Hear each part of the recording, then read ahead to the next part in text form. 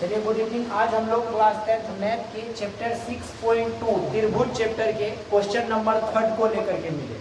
ये class 10th NCERT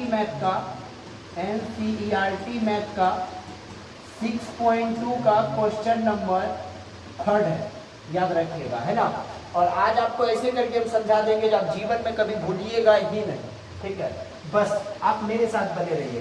question कहता क्या है, बस आपको जीवन में एक चीज सीखना है क्वेश्चन पढ़ने के लिए। क्वेश्चन कह रहा आकृति 6.18 में, तो अब आकृति 6.18 है कहाँ? तो ये है फिगर 6.18, देख रहे हैं ना, ये फिगर है। तो यहाँ तक हम लोग पढ़ दिए आकृति 6.18 में यदि LM पैरेलल CB, क्या कह रहा है, LM जो है ना वो पैरेलल है CB का, ये दोनों लाइन आपस में पैरेलल है यानी समांतर है, और LN पैरेलल CD, और ये जो LN है ना ये पैरेलल है CD का, ठीक है। हो तो सिद्ध कीजिए कि AM/AB और AN/AD, आपको यही चीज प्रूव करना है।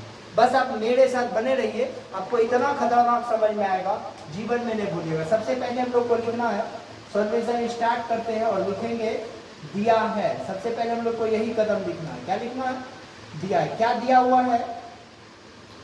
दिया हुआ है एक LM पैरेलल, क्या है, LM पैरेलल CB, और एक चीज दिया हुआ है LN पैरेलल CD। एक में दिया हुआ है LN पैरेलल CB और LN पैरेलल CD, और मेरे पास एक चतुर्भुज है, एक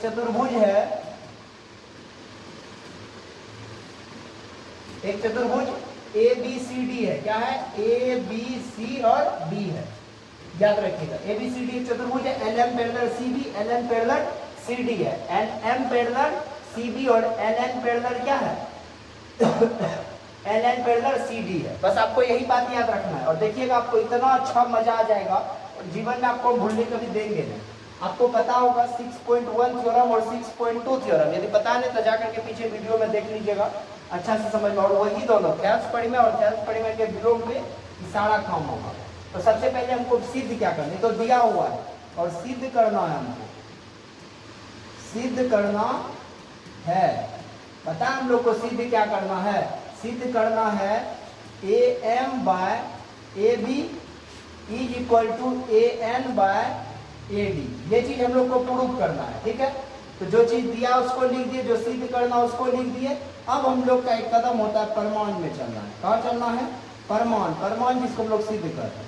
बस आप देखते चलिए और बहुत आसान लगेगा। यहाँ तक समझ में आ गया? जो चीज दिया है उसको पहले लिख देना है, फिर जो सिद्ध करना है उसको पहले लिख देना है। क्या सिद्ध करना ही पता चल गया ना हम लोग को, AM/AB AN/AD, ठीक है। यही चीज हम लोग को प्रूव करना। अब हम लोग चलते एक बात पे। सबसे पहले हम लोग को एक चीज दिया हुआ था LM पैरेलल CB, ये चीज हम लोग को क्या है, दिया। और आपको पता होगा थ्योरम फर्स्ट से ये बात पता होगा, जब दो रेखाएं आपस में किसी त्रिभुज का पैरेलल होता है, तो यहाँ हम लोग को एक और बात भी लिख लेना, LM पैरेलल CB है ना, तो यह किस त्रिभुज में है? ये त्रिभुज है AB और C त्रिभुज। तो ब्रैकेट में एक बात लिख लेना है, त्रिभुज ABC में, किस त्रिभुज में? ABC में पैरेलल दिया हुआ है LM parallel CB। LM parallel क्या दिया हुआ है? CB, ठीक है। त्रिभुज किसमें? ABC में। और हम लोग को पता है यदि किसी त्रिभुज का ये दोनों भुजा आपस में पैरेलल होगा तो उसका रेशियो जो होगा वो आपस में क्या हो जाएगा? बराबर हो जाएगा, ठीक है। तो यदि हम लोग जानते हैं ये दोनों रेखा आपस में पैरेलल है किस त्रिभुज में, तो त्रिभुज ABC में, तो उसका क्या हो जाएगा? जितना भुजा होगा वो अनुपात में क्या हो जाएगा? बराबर होगा। तो क्या लिखेंगे? LM के लिए क्या लिखना है हम लोग को?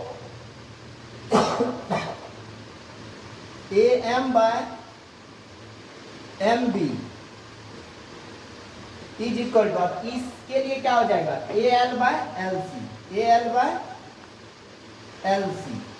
तो ये हो गया हम लोग का इक्वेशन फर्स्ट। यहाँ तक शायद आपको अच्छा से समझ में आ गया होगा, है ना।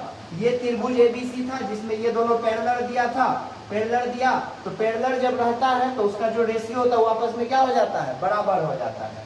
अब थोड़ा सा आगे हम लोग को यहां से चलना है, थोड़ा आगे चल करके लिखना है हम लोग को थोड़ा सा। हाँ, पुनः अब किस त्रिभुज में चलेंगे? पहले तो एबीसी त्रिभुज में हम लोग चले गए, अब हम लोग को एडीसी त्रिभुज में चलना है। कौन सा त्रिभुज में चलना है? त्रिभुज एडीसी में। किस त्रिभुज में? एडीसी त्रिभुज में चलना है हम लोग को। एडीसी त्रिभुज में पैरेलल दिया हुआ है एलएन पैरेलल सीडी। क्या दिया हुआ है? एलएन पैरेलल सीडी, ये हम लोग को दे दिया है। ठीक है, एलएन पैरेलल सीडी क्या है? दिया है। तो अब स्वाभाविक बात है, आपको पता है जब दो रेखाएं आपस में पैरेलल होती है तो उसका रेशियो आपस में क्या हो जाता है? बराबर हो जाता है। तो इसका जो रेशियो निकल करके आएगा वो क्या आ जाएगा आप बताइए? तो AN/ND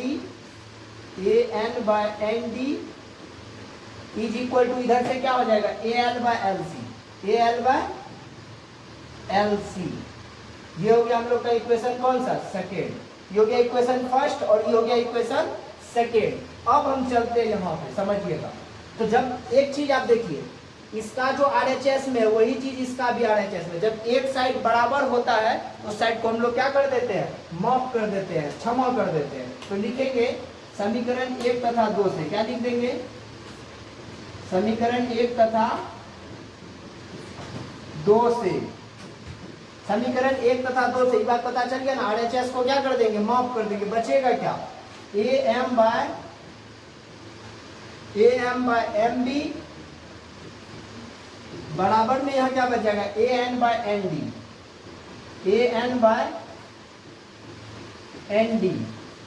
ठीक है। अब एक बात देखिए, हमको प्रूव करना क्या था? सिद्ध करना था AM/MB AN/AD, लेकिन वो चीज तो नहीं आया है, आया है AM/MB। तो दिक्कत है यहाँ पे। तो इस दिक्कत के लिए हम लोग को थोड़ा सा एक काम करना है। करना क्या है? यहाँ लिखेंगे, चूंकि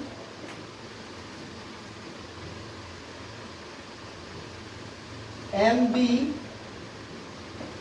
बटा AM बराबर ND बटा AN। अब पता है ऐसा क्यों किया? आप लोग 9th क्लास में एक चीज पढ़े होंगे, व्युत्क्रम करने पर। व्युत्क्रम मतलब क्या होता है? व्युत्क्रम का अर्थ होता है किसी भी पोजीशन को उलट देना। व्युत्क्रम करने पर, क्या करने पर?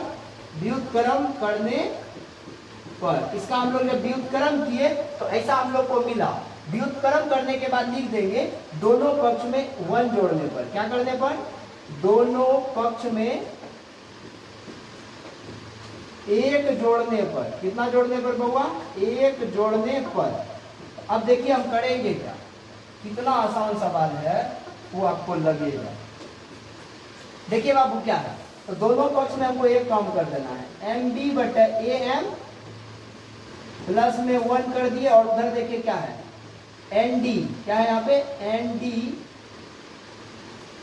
बटा AM और प्लस में कितना कर दिए? 1।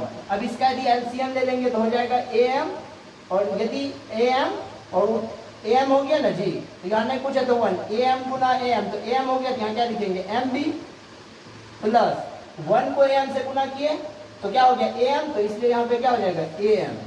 फ्रैक्शन में से आप लोग को पता होगा, यहाँ पे क्या ले लिया? LCM AN ले लिए, तो यहाँ क्या हो जाएगा? ND और प्लस में क्या हो जाएगा? AN। अब आपको थोड़ा सा फिगर को देखना पड़ेगा, है ना? यहाँ तक समझ गए होंगे। अब देखिए क्या है बात, MB प्लस AM। थोड़ा सा इसको हमको नीचे लेने दीजिए। हाँ, क्या है? MB plus AM। आपको पता है इतना प्लस इतना, यानी मान लेते हैं ये 2 है और ये 2 है, तो 2 2 मिल करके 4 हो जाएगा। तो MB प्लस AM कितना हो जाएगा? AB कह सकते हैं कि नहीं इसको आसानी पूर्वक? तो MB प्लस AM को हम लोग कहेंगे AB। बटे में क्या है हुआ? AM बराबर ND plus AN। ND plus AN, तो फिर ये दोनों को यदि पूरा में जोड़ेंगे तो क्या हो जाएगा? AD होगा कि नहीं होगा? तो हो जाएगा AD। अब बटे में क्या हो गया बउआ? पहले से है AM। क्या अभी भी लगता है आपको प्रूव हो गया? हम लोग को कह रहा है कि AB नीचे में चाहिए, AM ऊपर में चाहिए। तो अब हम लोग एक काम करेंगे, पुनः क्या लिख देंगे? पुनः। फिर क्या कर देंगे? इसका व्युत्क्रम कर देंगे, नहीं AM को ऊपर लेके चल जाएंगे, AB को कहाँ लेकर के चलाएंगे? नीचे, AN को ऊपर, AD को कहाँ लेकर आ जाएंगे, नीचे। क्या करने पर, व्युत्क्रम करने पर। यही ना हमको कह रहा था लाने के लिए, व्युत्क्रम करने पर। ठीक है, क्या करने पर, व्युत्क्रम करने पर प्रूव। ठीक है। अब लेकिन एक बात यहाँ से आपको पूछ भी सकता है, जैसे कि अभी यहाँ पे देखिए इतना हम जो चीज हम लोग को लाना था हम लोग वो भी ला दिए। आपको यहाँ आपको पूछ भी सकता है, बताइए आप जो यहाँ पे इस्तेमाल किए तो वो क्या। तो जब भी दो रेखाएं आपस में पैरेलल होती है तो उसका रेशियो क्या हो जाता है, बराबर हो जाता है। यह बात कहाँ से होता है, हो जाता है थेल्स प्रमेय से। कहाँ से होता है, थेल्स प्रमेय से। लेकिन जब रेशियो बराबर रहेगा और रेखा को हम लोग प्रूव करेंगे, वहां लिखेंगे थेल्स प्रमेय के विलोम से। ठीक है, यहाँ दोनों जगह पे आप एक चीज को ऐड कर सकते हो, थेल्स प्रमेय से। क्योंकि लोग पूछेगा आखिर हुआ कहाँ से, तो आपको बोलना पड़ेगा थेल्स प्रमेय से। क्लियर, आपको झकास से समझ में आ गया होगा। एक स्क्रीनशॉट रख लीजिए, आराम से समझ लीजिए, बार बार देखिए। एक के बार में समझ में से आ गया होगा आप लोग को, किसी को कोई दिक्कत नहीं हुआ होगा। मिलते हैं हम लोग नेक्स्ट वीडियो में, तब तक के लिए बाय बाय।